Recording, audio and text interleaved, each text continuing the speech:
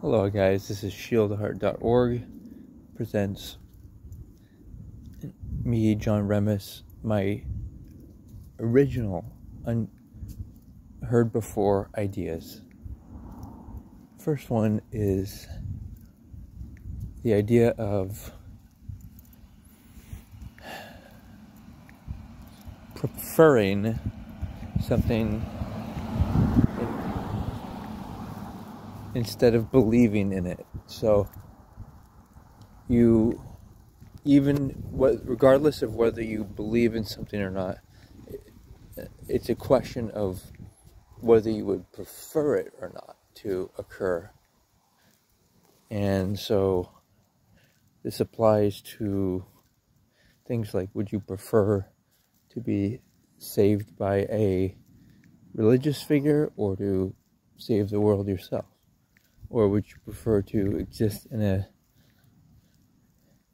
a heaven-like state, a heaven-like world, or would you prefer to reincarnate into a world that you continue to experience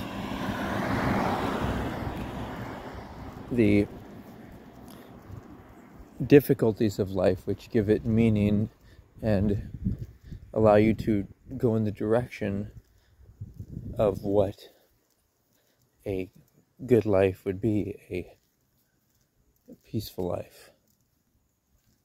Now, your next invention is the idea that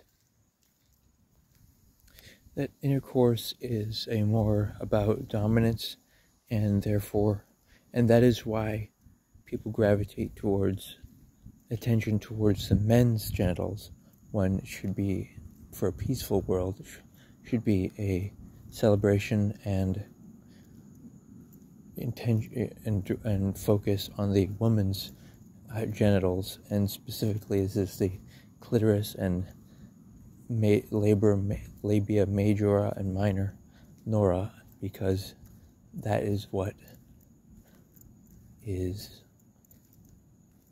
our flower of humanity, and that is what focus on that instead of celebrating all types of other things is what will allow humanity to focus on what's important, and keeping the woman's protected and pure. And my next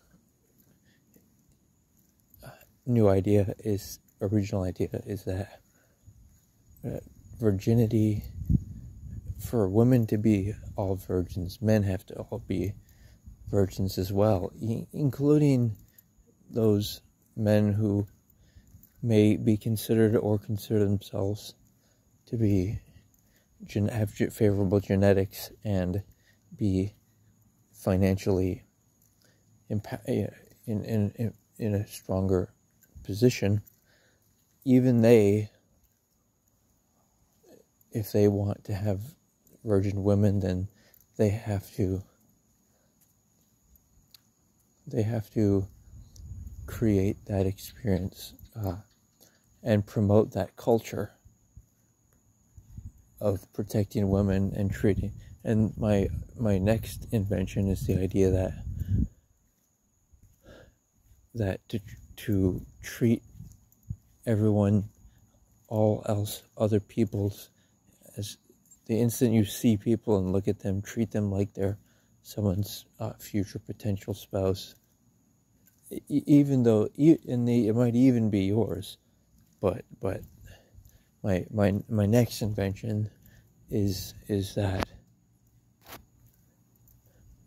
to respect people and treat them. My next invention is that if you really cared about someone, you'd respect them, and that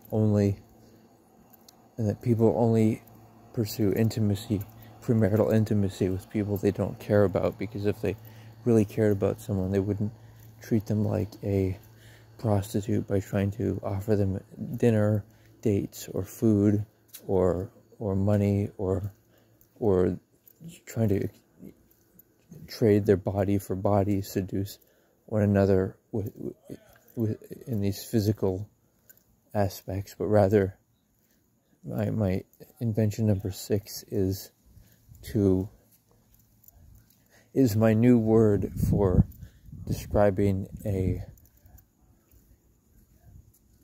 person. It's a spouse, because currently we have misused and overused the words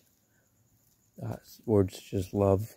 So my invention for that word is, I call it the V-spell, which is like V in French is life, and then pal, P-A-L, so life friend. And so it's an acronym for V-spell. It's value, interest, equal. So somebody that you share values and interests with and consider an equal.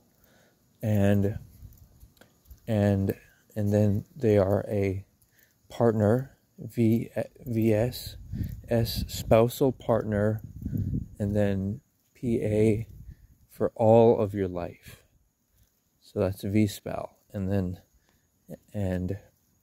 this is a more precise word. And you might think, well, using all these words makes it sound like it's some type of cult, or trying to like mentally program people. I'm approaching it from an angle of science, and that's how I want you to approach it as well. Not making emotional decisions, especially with critical decisions in life, like choosing the right person, the best person to go through life and work through life together with you. Because by my definition of love, it is a commitment to mutually held values and interests, just like the word V-spell implies. And so the best way you can think of this is, who is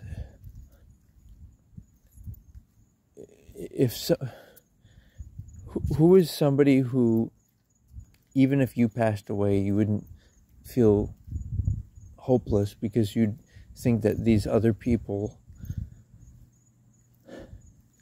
they would perpetuate the values and interests that you held. And this is why I invented the word V-fam, which is an extension of the concept of spiritual brothers or sisters, which we see in numerous religions. These religions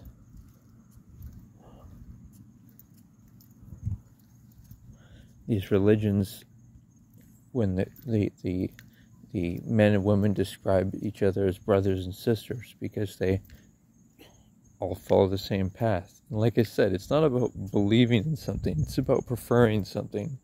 Because regardless of what you believe, my next point that I believe I originated is, I believe, that I've never heard before, is that it's about what people prefer. Like, do they, even if they believe, quote unquote, in like a heaven, or they believe in, no premarital intimacy, it's like, do they prefer that? Whether or not they prefer that. And so keeping going, I'd say we're at about 10 points here, so maybe this is the 10th one. Another idea I've never heard before is using a dental pick once a week to stimulate your gums. And so this is basically what we hire dentists to do. I mean, obviously there's emergency dentistry or dental surgery, but by and large, we can take care of our teeth. And that goes along with using very specific kinds of approaches, including flossing every evening, brushing after every meal, and using an extra soft bristle brush, because you can wear down your teeth enamel, and also using what I recommend. It's called Jason Strengthening Paste. It has coconut oil and specific kind of fluoride-free toothpaste. Another thing I've invented, I haven't heard other people talk about, is doing a visualization of imagining people smiling if you dislike them, or if you're having problems with them, or if they're bad people, or anything.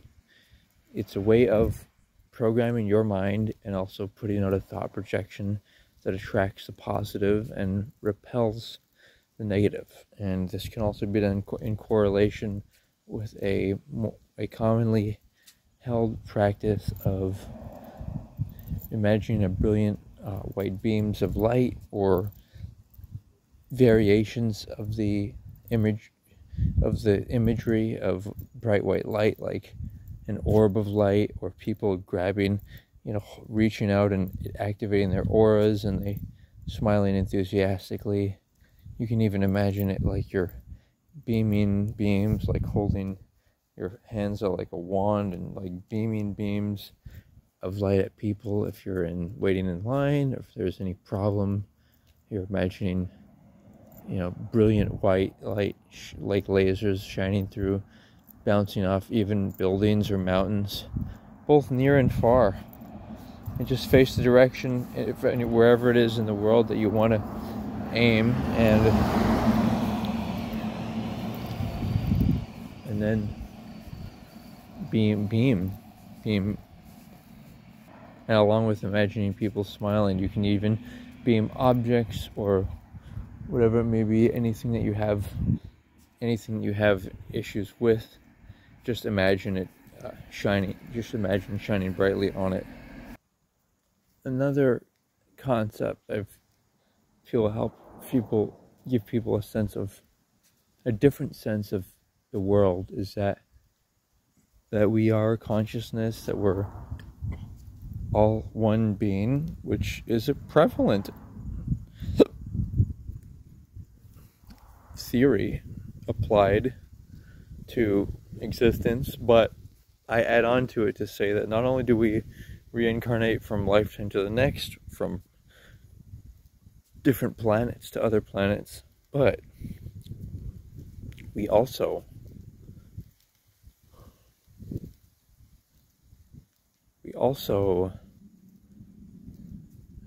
are the thing that was before everything. We are the mysterious, inexplicable energy that, when people ask, well, who created God?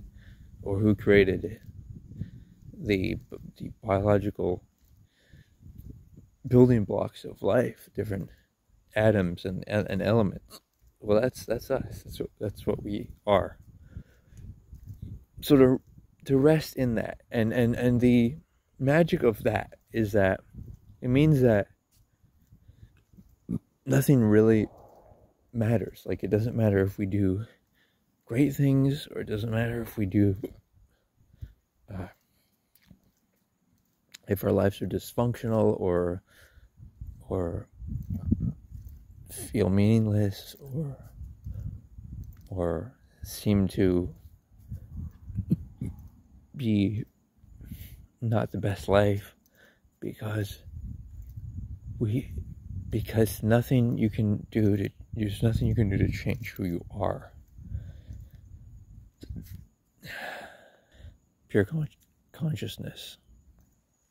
Another thing I wouldn't say I've invented, but I've kind of perfected, is the process of flow in the body, where you want everything to flow. So you need your own and massage all your muscles in your body, and you don't want any, also on your head, just be your own massage therapist. And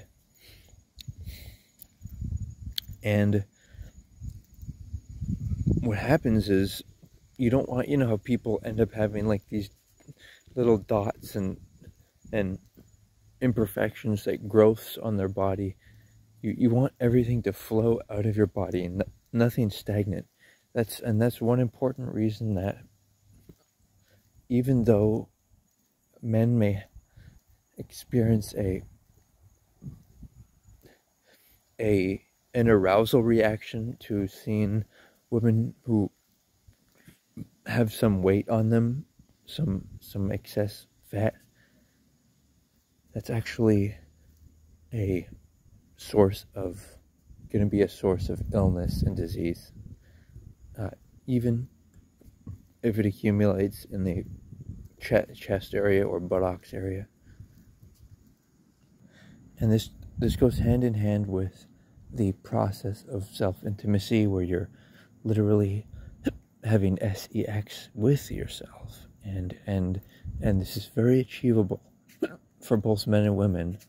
Men, I recommend, there's a product line, it's called the Doc Johnson Celebrity Stroker, and it's ultra realistic, and it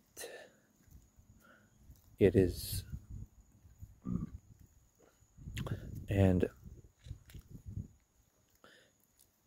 you know, enjoy viewing pornography. There have been these strange anti perhaps you could call it anti-sexual push, especially from like the Christian, I want to say, community of quote-unquote celibacy, or that's like to be revered, such as monks or people who are clergy or whatever it is, and it couldn't be farther from the truth. You're supposed to use your natural bodily functions of the orgasm to activate yourself and go beyond that and manage that desire and use it or lose it, and use it to as a sustainable, healthy source of life enjoyment, instead of other less sustainable or healthy habits, such as the over consumerism or drug or alcohol or food consumption, or just the pursuit of anything like self-deceit, like anything, and any bad habits, and so it's using this to control oneself, and it's pretty critical for women as well. It shouldn't be you know, a man who first uses his genitals to enter the woman's genitals. It should be the woman who's actively using sex toys to fully experience and know herself, and thereby she is in control of her life and her desires. And here's another major one. I'm surprised they took this long to mention it, but it's kind of a fundamental one. Oh, and by the way, in reference to the flow one, where it's about like getting the body to flow, not just massage, but also going cardio. I think 4 to 5 days a week of at least 30 minutes of strong running, and what I do is I do like 25 minutes of strong hard pedaling on the stationary bicycle, and then 5 minutes of cool down, and of, you know, at a later, and so I recommend people use this and experiment with the levels. Like, I like to go up one and then down, lower level on the next quarter mile, and then, you know, up, down, and just the point is, you want to shake off, and you want all the energy flowing through your body. You want to be stretching, you want to be moving everything, and just be inspired by people who didn't have the perhaps culture or the science of all this, and it's stuff that we've just covered in this current day and age.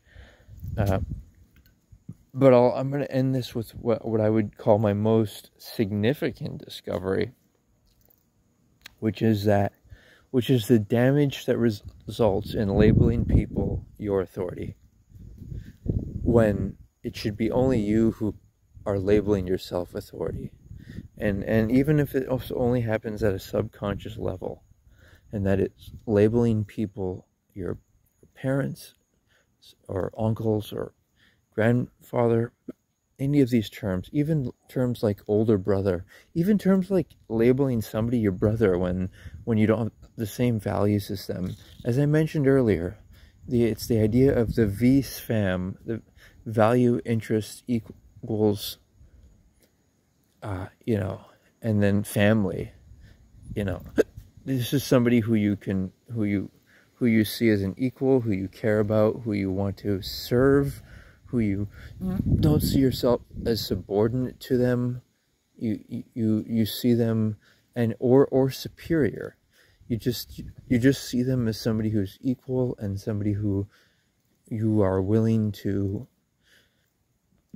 like you don't have, when people label somebody their parent, they have these hidden expectations or unspoken expectations of that the person will be there to financially and emotionally be a support system for them.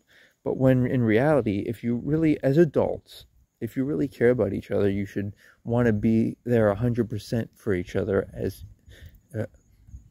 as equals. It shouldn't be imbalanced. It should be we both care about each other because we love each other, because we have the same value system.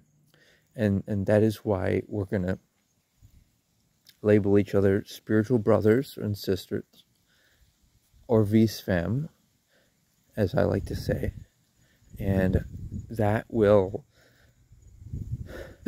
make it so that we're our own final authority. Because what happens if you're not labeling yourself your own authority is you grow unconsciously upset. Like, I think a great manifestation of this problem occurs in men who label women their mother or aunt, and this has nothing to do with whether or not the mother was a good mother or not, or like I like to say, female guardian or male guardian. I think that's a more precise term.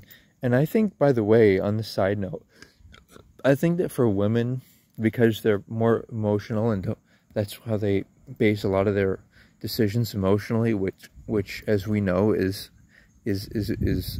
leads to problems in life, because it has to be based upon logic, not based upon the emotions. That's why women get attracted to these men who are rude and like make them emotional.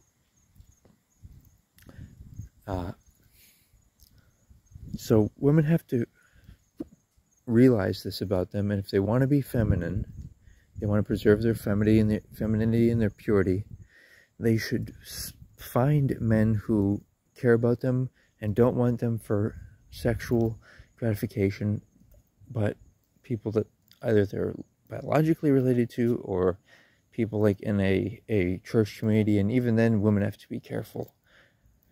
A lot of women get predated upon, because and then here's another kind of awareness or concept that I don't, maybe I haven't invented it, but it's just the idea that a lot of men are predatory. Both gay men, especially older men, older gay men or older hetero men, they use their power to get people in situations, younger people generally, where they get them in situations where they feel psychologically obligated to them, such as taking them in their car, inviting them in their car for a ride, or their house, and when their ultimate agenda is to have engage in sexual activity, but they don't overtly say it. Oh, and here's another my invention. It's common knowledge that dating was only an activity for married couples, but what I'm going to say is that not only am I going to uphold that culture of no premarital intimacy, but it's not only verbal, it's not only physical intimacy, but it's verbal intimacy as well that needs to be avoided entirely. And this can be done by and here's another invention. First, I want to finish off with and then I'll get back to the marriage thing. So, in conclusion about the authority thing is, so instead of labeling people as mother or father, label them on a first name basis, and label them as brothers or sisters. And if they don't want to, if they're unwilling to do that, then you have to get them out of your lives. And you can't, men who label women their mothers, they get angry and they take it out on other women. And mothers have to be extra careful not to use their son's masculine energy and use that as because women are like magnets for male energy. And this isn't being mean or rude. It's just the way it is. They're magnets and for getting male attention, money, time, and energy. And this is only a good thing if like, why would men it's like, why would men want to be with a woman who they didn't respect? Why would they give their time or passion to a woman who they didn't respect? And men think they're getting away with something because they're getting, what are they seeking? They're seeking an orgasm, right? But when they have that post-nut clarity, as it's referred to in pop culture, they come to this understanding. And let me tie that back. Let me tie that into the conclusion of the marriage idea. So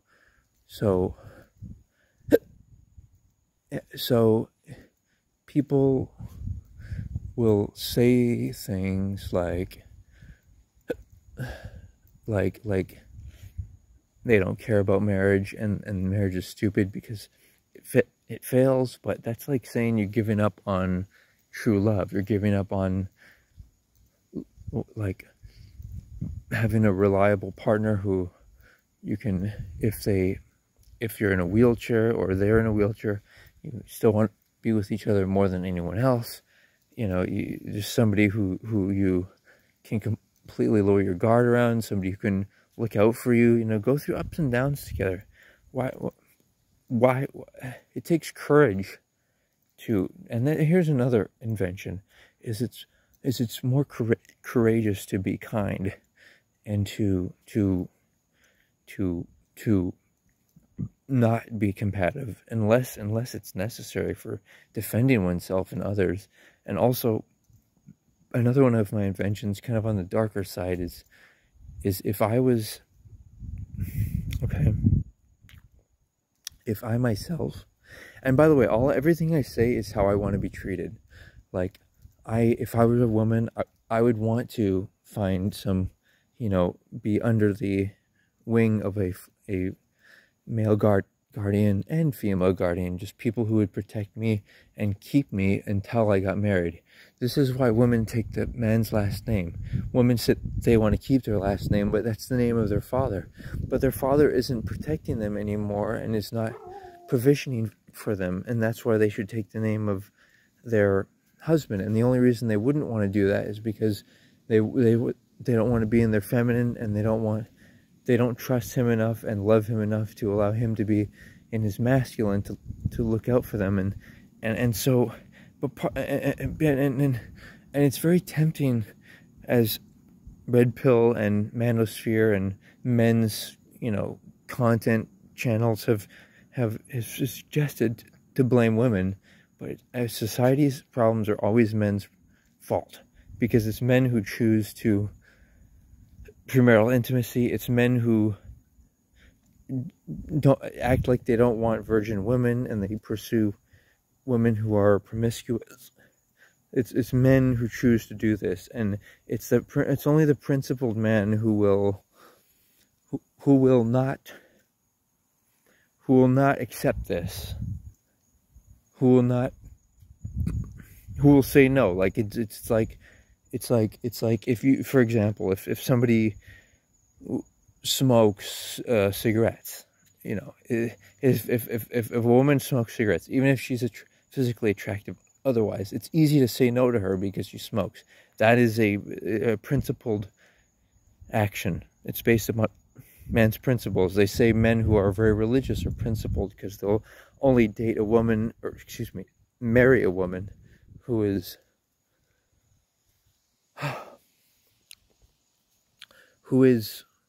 has the same religion as them. And in a perfect marriage, I kind of think it's good for the woman to follow the man and be, you know, play the feminine role. But, you know, a woman can't be feminine if she's alone. She can only be feminine if she's under the protection and provision of either her father and uncles and brothers, or her husband. And so and it takes courage for a woman to do this. You know, it's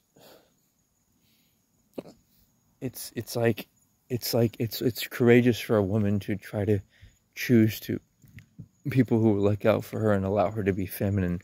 It's not courageous for a woman, and everything's relative. Like, of course there's, like, you know, lesbian women who the one may be more masculine or want to play a more masculine role, and so on and so forth. I mean, that's fine. But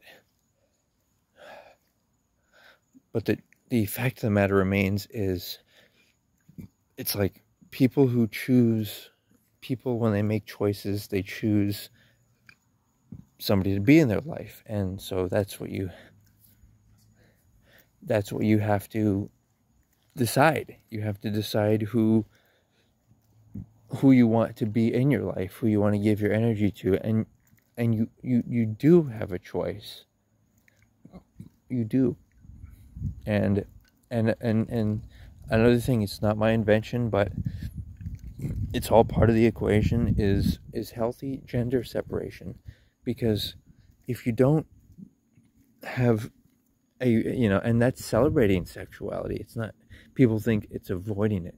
No, healthy, at least for the youth, at least up until 12th grade, people, I think, should have, and like, I'm coming to all these understandings at the age of 33, but the thing is,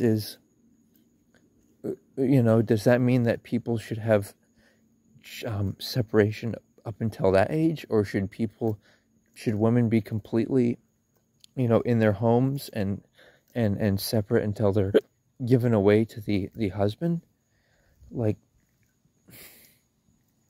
you know, the reality is that both men and women will engage in biological default behavior, such as women seeking quote-unquote alpha males only, or men seeking, you know, many women's spouses.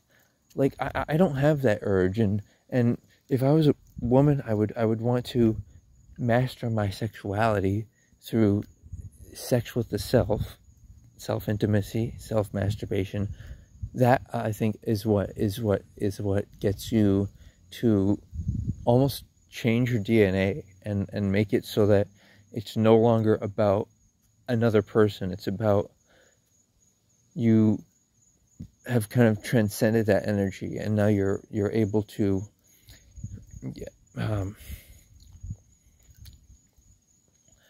you're able to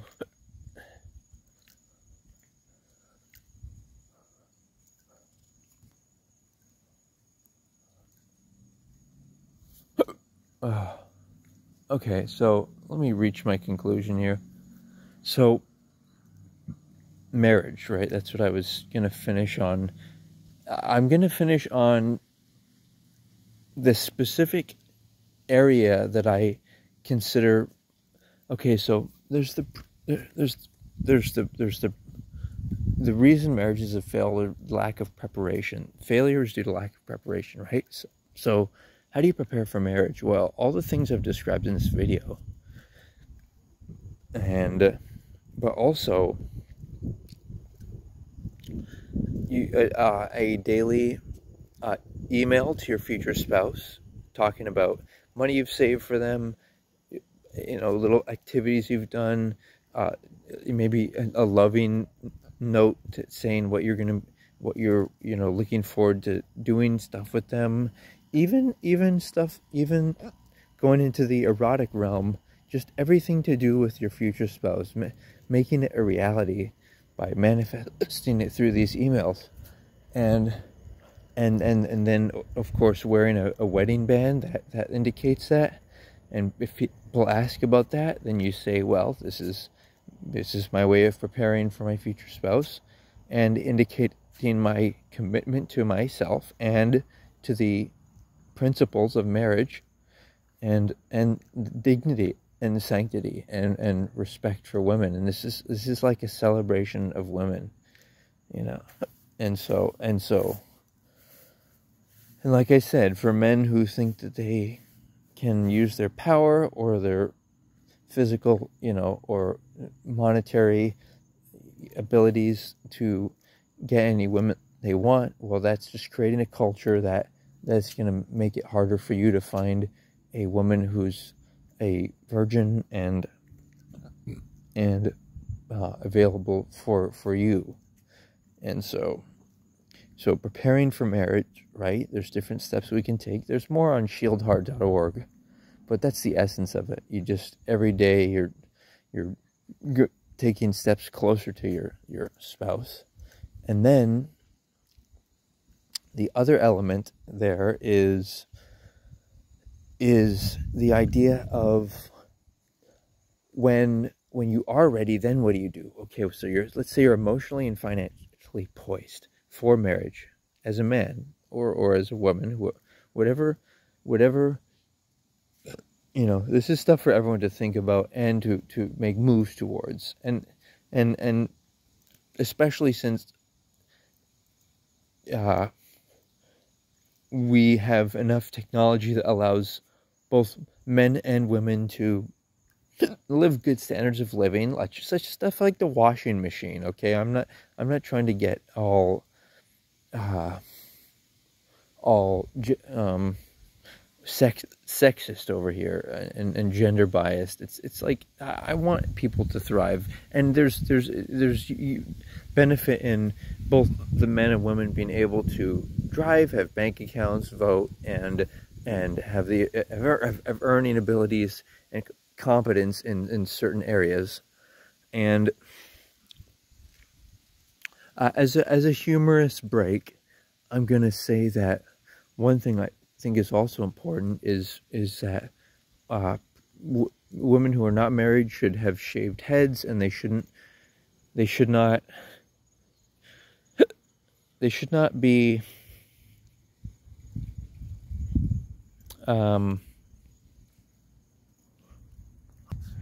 to the extent possible, like maybe for their work or something, they have to show off their beauty, but to the extent possible, try to not show off their beauty, because I think it's only fair that married women who are out with their husbands should share off their beauty, or such as things like on OnlyFans, which is an internet display, or at a strip club where they're married women and they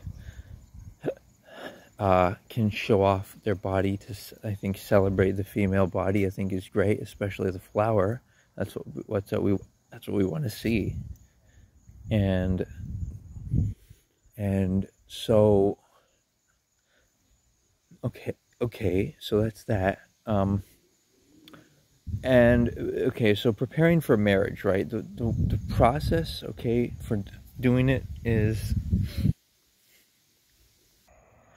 so the process for preparing for marriage is yeah, you're doing all that stuff to prepare yourself, and then you're emotionally and financially ready, and then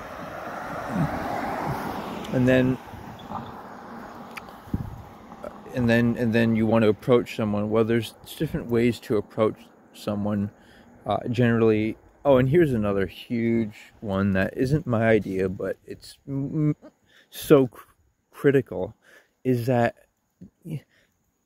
women think that they should, especially younger women, think that, oh, they should be able to be promiscuous, and why do men get to be promiscuous and women don't? Well, neither do. It based upon my equation that if all women are to be virgins, then men have to be virgins as well. But the thing is, and even if one man, has like multiple partners, well, that's not loving. That's unloving, and that is not an act of courage. It's an act of allowing your desires to control you, and neglecting somebody who you really could love, your V-spouse, your future life partner, your wife. And so when you get yourself to a level of preparedness, thing is as a man, what does a man do? The man is the one who asks or proposes, right? So what does the woman do then? Well, the only thing the woman can do is not give intimacy. That is her power. When she gives that away, she's powerless. In the same way, when the man proposes, that's his power. It's his power. When he gives that away, he's making himself vulnerable to whatever that woman is. If she hasn't done his investigations into her, then she might be a bad person who is just gonna take him for his money, or won't be a good mother, or whatever it is. But a woman's power, okay, so a woman's power is giving away her intimacy, and this includes anything, kissing, whatever. And that's so, by the way, that's so half-hearted and weak, okay? It's so fake for people to go on dates and to be kissing and everything. You might as well just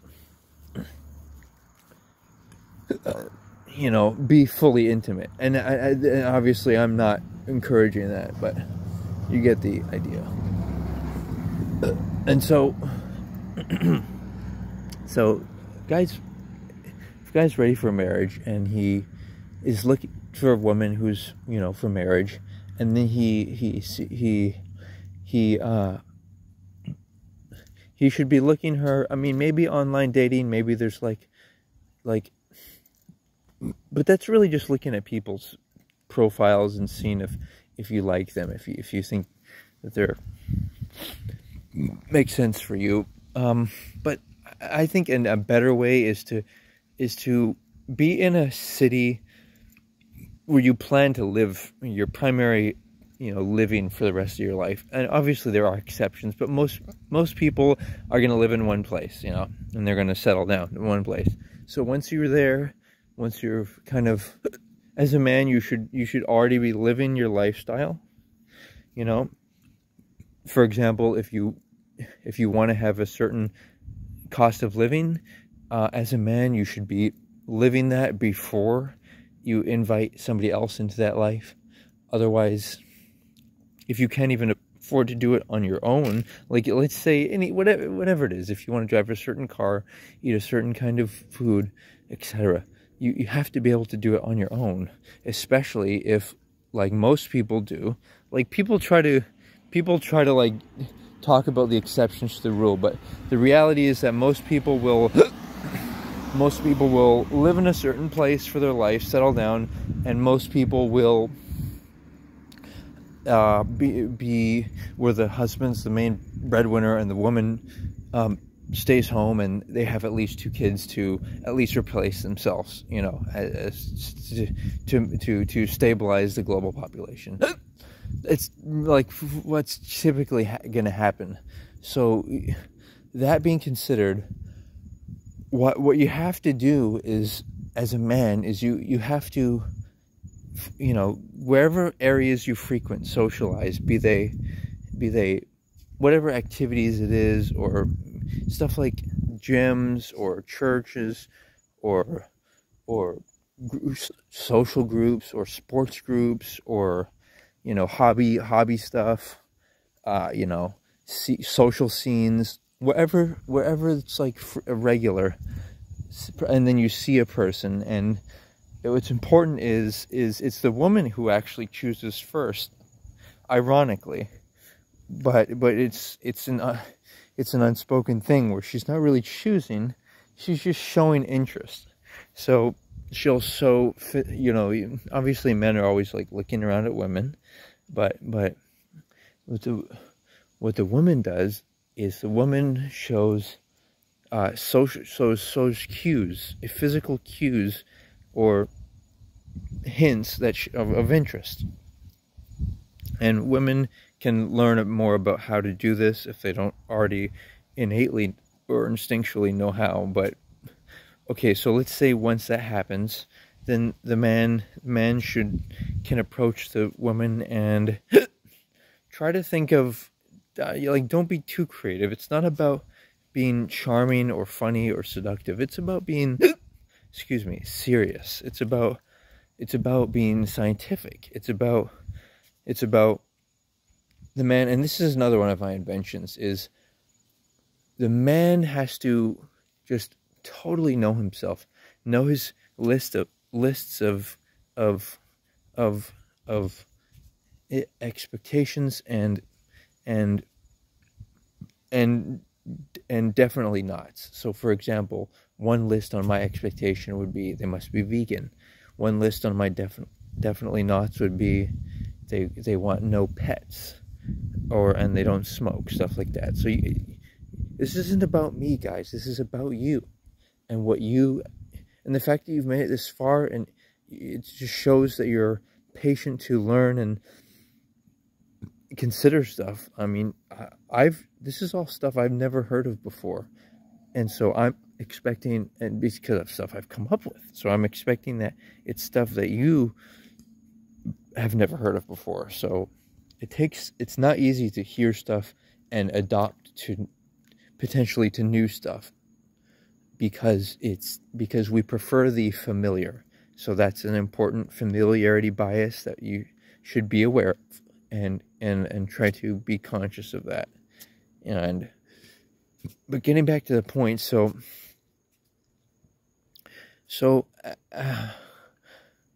you see that she shows some interest, and then what you do is you at this point you should be established. You should have, say, a business card. You should one thing you could say is, would you like to, I would be nice to know what you think, what you I'm interested to know what you think of me, or just something like that. And then you could say, like, let me know if you'd like to email me, or email is good because phone number is a little more personal. Or you could say, here's my website, or here's my business. I'd like your feedback on it, or just something like that. Just something to, so that she gets to know, like, more about you, or just starts the conversation. And try to be extra careful, if for cues, if it actually turns out there is no interest, then okay. So like I was saying, guys, it's all about a list. Like, as a man, you should have a list, like not hoping that a woman might have these attributes or interests, but it's like a list that says, my wife is XYZ. She is vegan. She will, make what's the word for you? Fill it in right now. Take out a piece, or just type down on your phone or computer, like pause this video now if you need to. This is your life. And if you don't have a plan, then you don't deserve an outcome. You don't deserve to have results in your life. So you gotta have a plan, and it starts with this. And you can keep a list in your wallet or on your phone.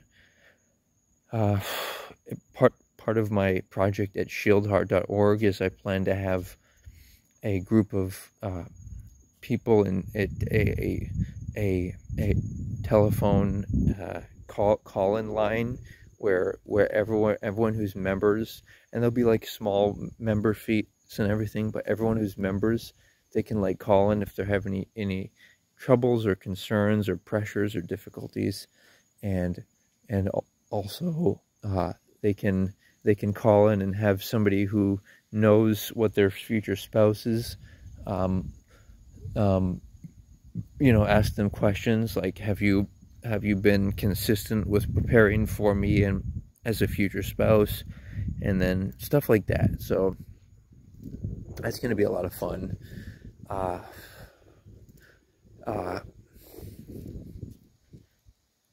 So yeah, the man should be able to offer her, ask her, and then maybe even pay for her feedback or what it is. Just leave it open to her. Like, if you'd like to get to know me more, then look me up then I can give you my website, or I can give you my name. Look me up on social media, just, and this is after she's already given you cues, but this puts the ball in her court again, and then you can say something like, there's no pressure, I want this to be, since,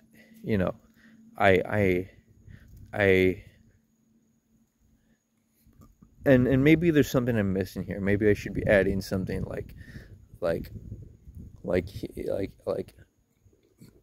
a man should say to a woman he's interested in is I'm a principled man looking for a wife, or I'm looking for a wife with the same values as me. So you're not just saying, it's different than saying like, oh, I find you attractive, and would you like my phone number or something. It's very different. It's being more assertive. It's saying, it's presumed that you have interest romantically, but it's a different kind of interest. It's about marriage. It's about respect. And so I think I'm gonna end it there, guys. Thanks for listening and processing this with me. It's kind of reinventing the wheel, because at the end of the day, this has been done historically. Men have talked to women's fathers and have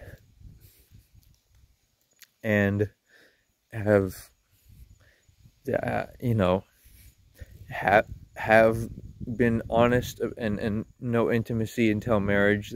This is a trend that has happened and has created a stable world, and I think the world is destabilizing, and it's not because it's like ultimately, well, it is ultimately bad, because it's good people that can't trust each other anymore, because if people are seducing one another's future wives, if they're disrespecting each other's daughters and sisters, then men don't trust each other anymore, and then, even though we all may be otherwise decent guys, we're all otherwise civil, and we're all functional, contributing members to society. Guess what?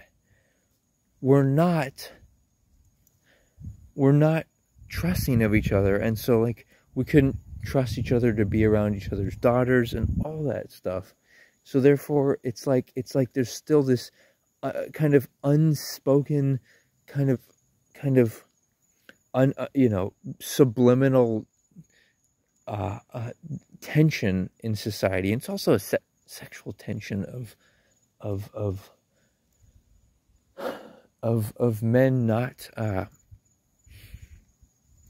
of men not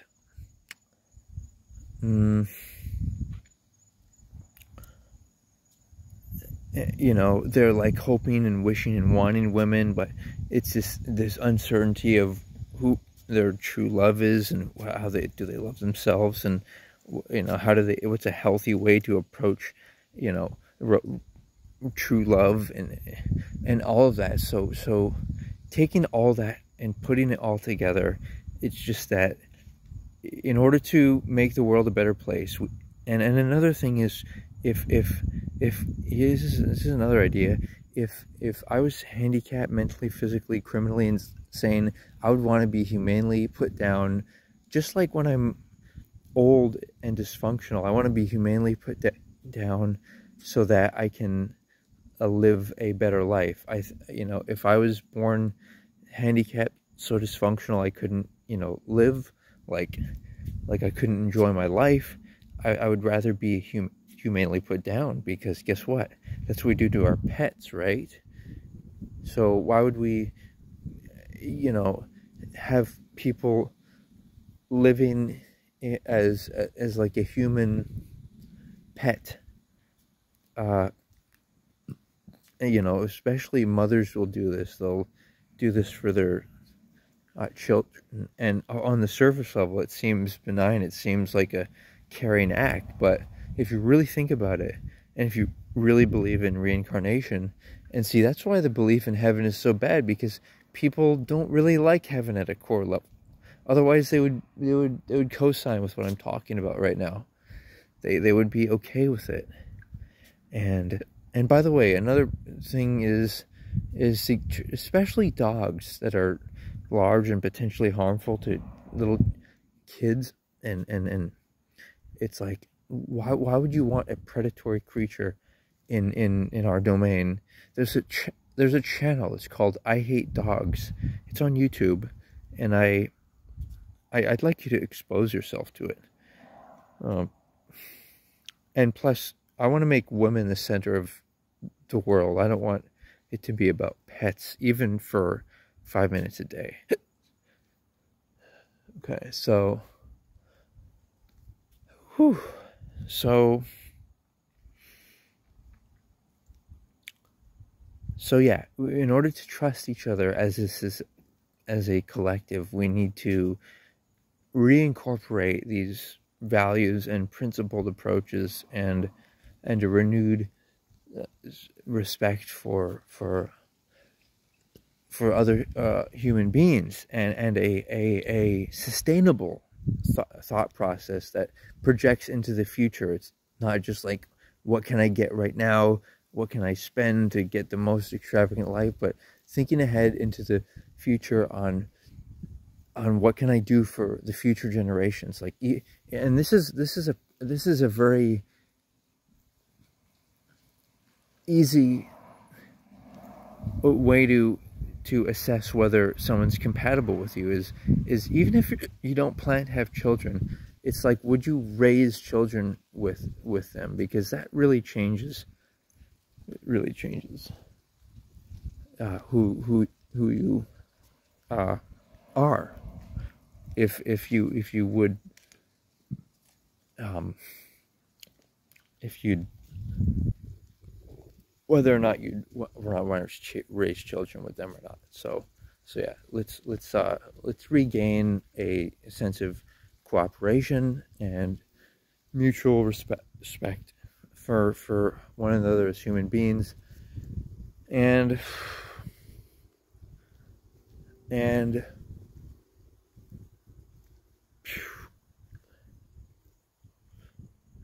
that's where we're going to find our answers.